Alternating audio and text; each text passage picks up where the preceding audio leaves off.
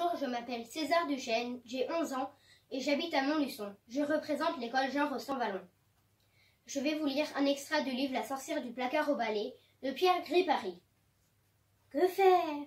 Je rentre chez moi en me disant « Après tout, essayons d'oublier cette chanson idiote. » Facile à dire. Des paroles comme celle-là ne se laissent pas oublier. Les premiers mois, bien sûr, je me tenais sur mes gardes.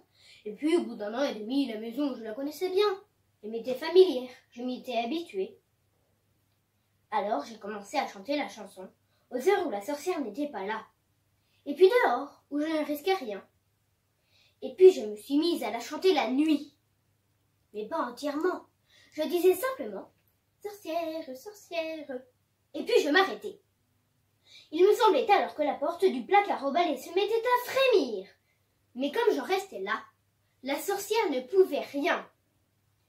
Alors, voyant cela, je me suis mise en garde à en dire chaque jour un peu plus. Prends garde à, puis prends garde à ton.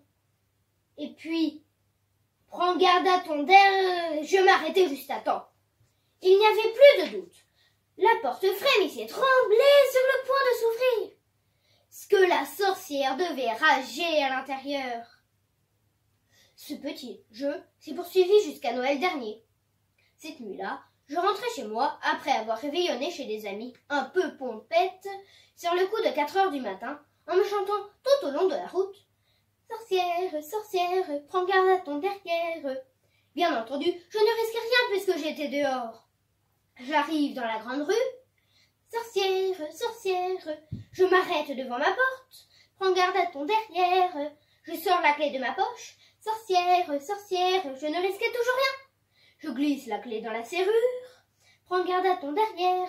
Je tourne, j'entre, je retire la clé. Je referme la porte derrière moi. Je m'engage dans le couloir en direction de l'escalier. Sorcière, sorcière, prends garde à ton derrière. Zut! Ça y était, cette fois je l'avais dit.